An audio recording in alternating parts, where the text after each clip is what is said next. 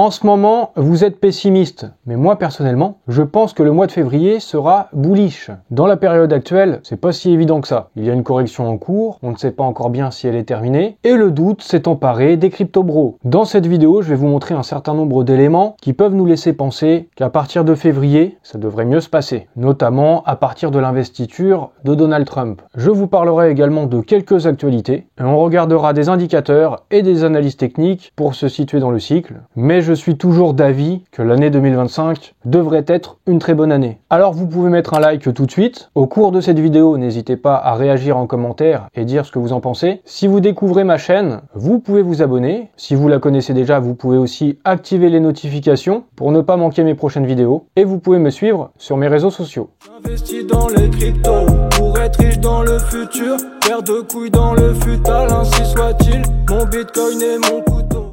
Je vais commencer avec une question. Comment réagira le marché crypto lors de l'investiture de Donald Trump le 20 janvier? Vous pouvez répondre à cette question dans les commentaires, ce sera bon pour l'algorithme. Est-ce que le marché va aller vers le haut ou vers le bas? Et j'ai posé cette question aussi dans un sondage. Vous êtes 47,6% à penser à une hausse, 21% à une baisse et 31% à penser qu'il n'y aura pas d'impact. Dans cette vidéo, on va voir qu'est-ce qui pourrait aller dans le sens d'une hausse et qu'est-ce qui pourrait aller dans le sens d'une baisse. Évidemment, le but, ce sera d'essayer de vous apporter des éclaircissements. Vous pouvez me remercier avec des likes. Dans le sens d'une hausse d'abord, le président Donald Trump devrait émettre des décrets exécutifs liés aux cryptos dès son premier jour de mandat. Et ça pourrait notamment porter sur la débancarisation des crypto-monnaies. En mars 2022, il y a eu l'entrée en vigueur de SAB 121, une règle qui a pénalisé l'industrie crypto. Et ça, c'est ce que veut faire sauter Donald Trump. Il veut annuler cette règle qui oblige les banques détenant des cryptos à les considérer comme un passif dans leur bilan.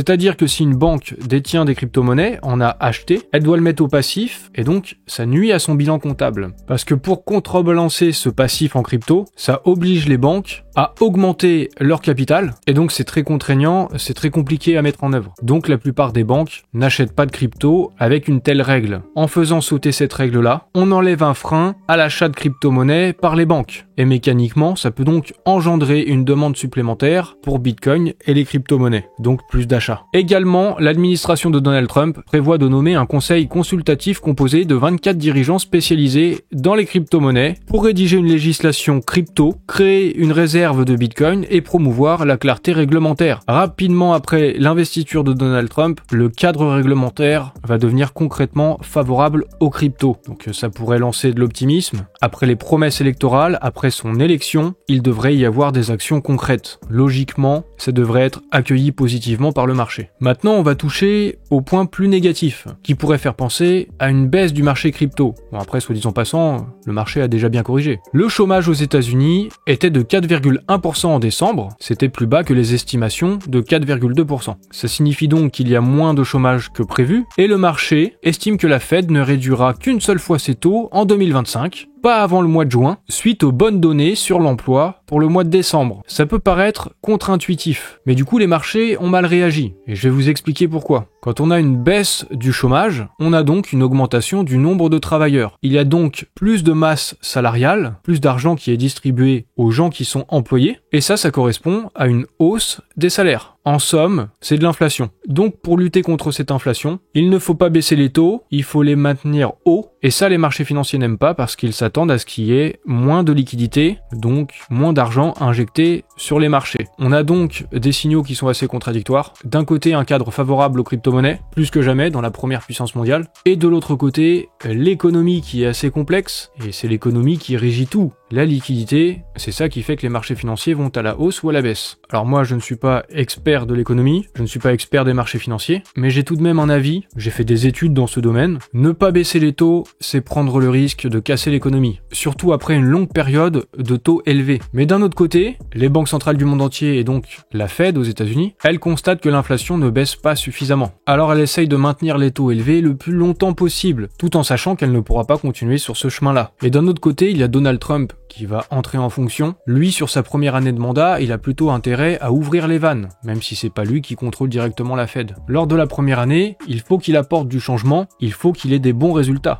le positionnement qui consisterait à ne pas baisser les taux, c'est justement plutôt une posture, je pense, mais c'est une position qui ne sera pas tenable. Ce n'est que mon avis, mais les taux devront probablement baisser au cours de l'année 2025. Regardons un peu où est-ce qu'on en est dans le cycle, même si les résultats du passé ne présagent pas de l'avenir, et blablabla et blablabla, vous avez compris, hein. Vous savez réfléchir aussi quand même. Mais si on regarde les cycles précédents, on se trouve ici dans le cercle rouge. Le cycle actuel, c'est la courbe rouge. Si on regarde les cycles précédents, on est sur une période de correction qui est assez normale du coup, sur la période actuelle et sur le cycle en cours. Et par la suite, on part en parabolique, c'est ce qu'on appelle plus communément le bull run, le fameux. En orange, c'était le cycle de 2017, en vert, c'était celui de 2021. Alors je ne sais pas si on va reproduire les cycles du passé, mais je pense en tout cas qu'il y a quand même peu de chances qu'on s'écroule et qu'on aille ici vers le bas quand même. C'est pour ça que j'aurais plutôt tendance à dire que le mois de février sera bullish et on repartira à la hausse, et peut-être plus particulièrement au mois de mars. Historiquement, le mois de février est un mois bullish. Sur les 12 dernières années, BTC a été en positif 10 fois au mois de février. C'est 10 fois sur 12. En moyenne, en février, on fait plus 15%. Et c'est particulièrement vrai lors des années de bull run. Comme ici en 2013, plus 61%, en 2017, plus 23%, en 2021, plus 36%. À noter aussi 2024, plus 43%. C'était une année bien positive l'année dernière. Maintenant, je vous propose une petite pause actu. Mais ensuite, on va regarder 2-3 indicateurs, quelques analyses techniques pour se situer dans le cycle. La Thaïlande envisage de mettre en place un projet pilote de paiement en crypto pour stimuler le tourisme. Ce sera mis en place à Phuket en 2025. Concrètement, ils vont accepter les paiements en crypto. Et puis si ça se passe bien, ils réfléchiront peut-être à l'étendre à tout le pays. Également du côté des États-Unis, un sénateur américain propose de légaliser les paiements en Bitcoin. À ce stade, ce n'est qu'une proposition de loi, ça devra être soumis au Sénat. C'est dans l'Oklahoma. Cette loi permettrait aux commerçants et aux employés de réaliser des transactions en Bitcoin pour remplacer $1 sujet à l'inflation. Bitcoin est rentré dans le courant dominant de notre économie et représente incontestablement une part importante de l'avenir financier. Ceci n'est qu'un projet de loi, c'est pas pour autant que ça va se passer et que ça va être mis en place. Mais depuis les dernières élections US, le Sénat est devenu maintenant pro-Bitcoin, donc pourquoi pas. Et maintenant du côté du Kenya, qui serait également sur le point de légaliser les crypto-monnaies. Là encore, c'est un projet de loi. Là encore, il n'y a rien de sûr, il n'y a rien qui est fait. Mais c'est quand même un projet de loi du Trésor national. Et le secrétaire d'État au Trésor a précisé que le sujet était pris à cœur par le gouvernement. Alors on ne sait pas si ce projet de loi aboutira, on ne sait pas si ça finira par avoir cours légal les crypto-monnaies au Kenya, mais c'est au moins un sujet qui semble pris au sérieux. On se rappelle aussi du côté du Panama, il y avait eu un projet de loi, et finalement ça n'avait jamais abouti. Et maintenant parlons de la Chine qui prévoit d'intégrer la blockchain dans son infrastructure de données nationales d'ici 2029. Les industries et les gouvernements locaux sont encouragés à expérimenter activement la construction de nouvelles infrastructures technologiques telles que les réseaux blockchain et les plateformes informatiques de protection de la vie privée. C'est assez étonnant venant du côté de la Chine. Je doute que ce soit un réseau de blockchain décentralisé, mais on verra bien et puis de toute façon, c'est pas pour tout de suite, 2029. Venons-en maintenant aux indicateurs et aux analyses techniques pour se situer dans le cycle, qui se situe à 39,6%. Plus c'est élevé et plus ça se rapproche de 100% et plus le marché est en surchauffe. Autrement dit, actuellement, on n'est même pas encore à mi-chemin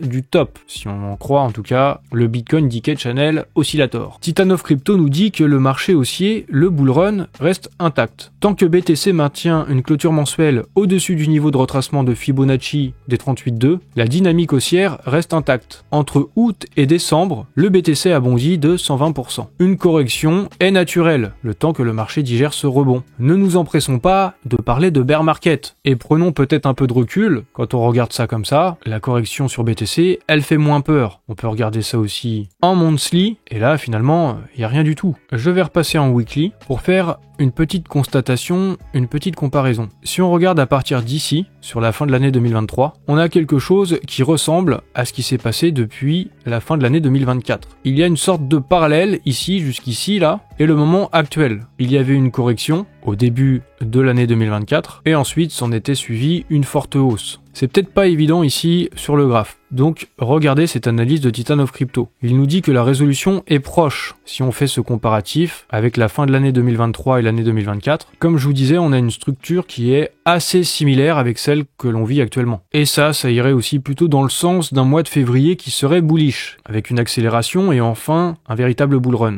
avec du FOMO et tout. On va aussi regarder une comparaison entre les cycles que nous propose CryptoCoin. Chaque année de bull run du Bitcoin commence par un début difficile d'une manière ou d'une autre. Au cours des 2 derniers cycles, il y a eu une hausse au cours de la première semaine de la nouvelle année, suivie d'une baisse. Et notre cycle actuel fait presque exactement la même chose. Les autres cycles nous indiquent également que les corrections sont généralement de courte durée et se terminent au cours du mois, donc au cours du mois de janvier. Puis par la suite, on observe une forte hausse en mars, et il pense qu'il devrait en être de même pour le cycle actuel. Si on regarde ça sur les graphiques, sur les cycles précédents, en début d'année, il y a une correction, et ensuite une forte hausse. Pareil sur le dernier cycle en 2021, en début d'année, une correction, et ensuite une forte hausse. On verra s'il en est de même pour le cycle actuel. Mais on a parfois l'impression que le marché crypto, c'est un bear trap constant. Regardez sur ce graphe, c'est schématique, mais on a constamment l'impression de se retrouver dans le piège. Et on se demande quand est-ce qu'on arrive au FOMO, le fameux FOMO où tout est dans le vert, que tout monte et que tout le monde est content. La morosité et le pessimisme dominent le monde de la crypto sur X, et les commentaires sont de plus en plus salés, négatifs. Mais Titan of Crypto pense que ce n'est qu'une question de temps avant que le FOMO s'installe, puisque sur les alts, sur le crypto total et en excluant BTC, il y a une golden cross, un croisement des moyennes mobiles, ce qui s'était passé aussi au cycle précédent, et derrière, on l'avait eu l'alt season, on l'avait eu le FOMO, on l'avait eu le bull run. Je termine avec la BTC dominance. Au moment où j'enregistre, elle est de 58,5%. Elle n'a toujours pas récupéré sa trendline, donc je pense qu'elle devrait continuer de chuter, même si ça se fait pas d'un coup, même si c'est pas tout de suite évident, même si je pense qu'on doutera de l'alt season jusqu'au bout, et puis peut-être qu'avec le recul, on se rendra compte qu'elle a commencé véritablement en décembre 2024.